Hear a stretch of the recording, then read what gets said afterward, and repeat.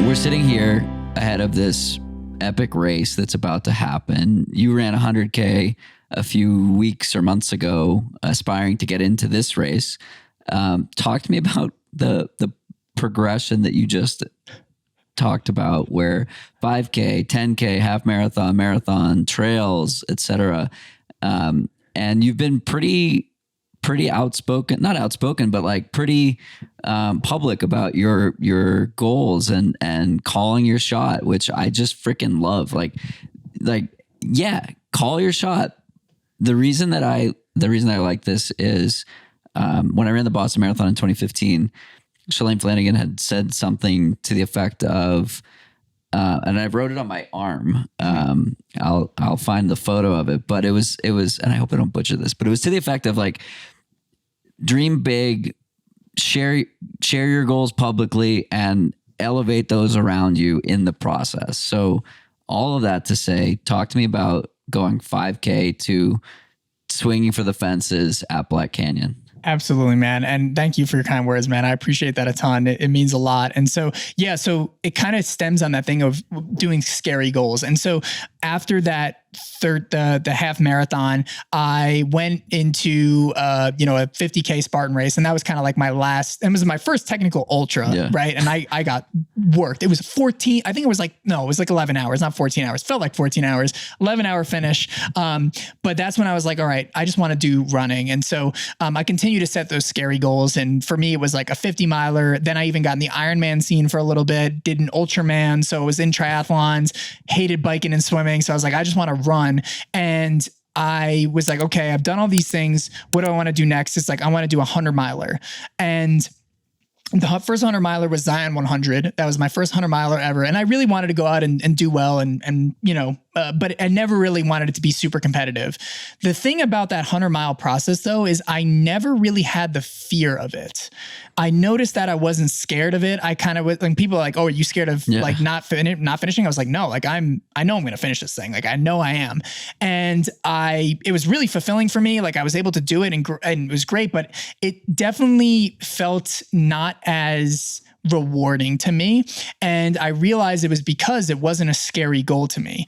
And for me, I was like, okay, I know the scary goals are fulfilling. So I literally, after that, I kind of sat down and kind of did, like you said before, like sitting down and thinking about your insecurities and fears and thoughts, which anyone listening, I suggest taking at least like an hour a week to just sit down and ask those kind of questions. Ask what's bothering me right now, or ask what are the things I can improve. And so you just kind of have to have an honest conversation with yourself. And I had an honest conversation. I said, you're not reaching far enough. And again, it's not from like a self-worth kind of thing. It's like, you want to have this life of meaning. You want to have this life of purpose. And to me, personally, and I know it's different for everybody, it's defined by leveling up to hard challenges. And at the time I said, okay, like what really scares you? And I said, well, okay, what does scare me? I know I can finish a 100 miler. Then maybe let's go with some of like the really difficult 100 milers. So I was kind of looking them all out and I was like, okay, like Javelina 100, like that's a pretty hot race. I've never done a hot race, even though I'm in Phoenix, like that's awesome. And I was like, okay, like what scares you even more about that? Because that didn't really scare me. I was like, I can probably finish Javelina. And I was like, okay, well, maybe like placing top of my age group, like that could be pretty cool.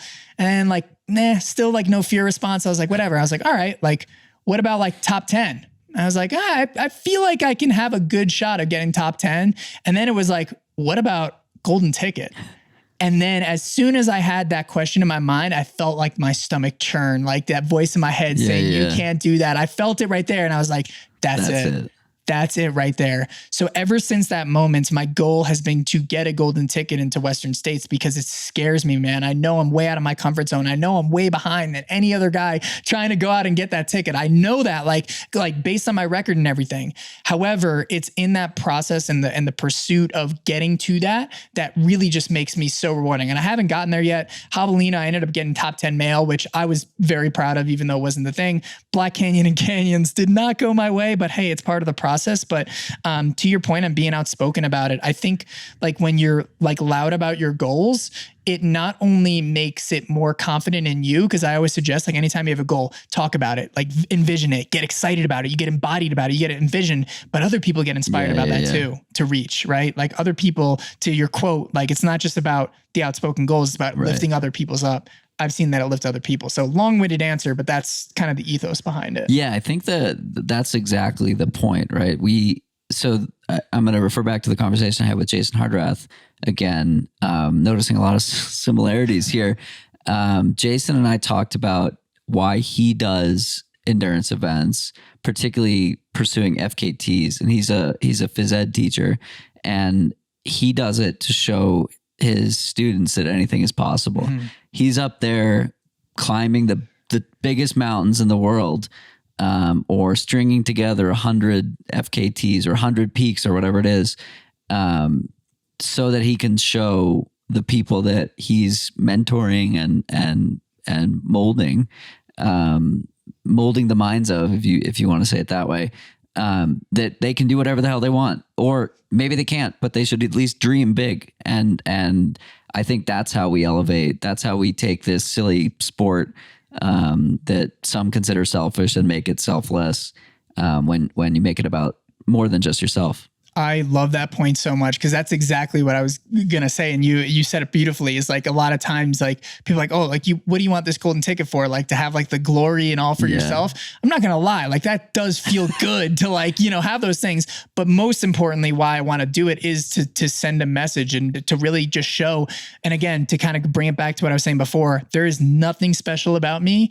I'm a human, and anyone listening to this is a human too. Maybe someone's transmitting this from space. I don't know. Listening, yeah, some dogs, right? Alfie's listening in. Who knows? But anyways, like, if you are a human or a dog too, I think this applies as well. But we can adapt. And by getting a golden ticket, it's not, oh, Joe's great. It's, wow, this guy went from depressed, drug addict, like not athletic at all, and he won a freaking golden ticket. What can I do? And that's the message that I want to show people is, again, like, if you have a goal, and it sounds so cheesy and cliche because we hear it all the time, but it's so freaking true. If you have a goal and you want to achieve it, doesn't matter where you are now, you can do it. Yeah.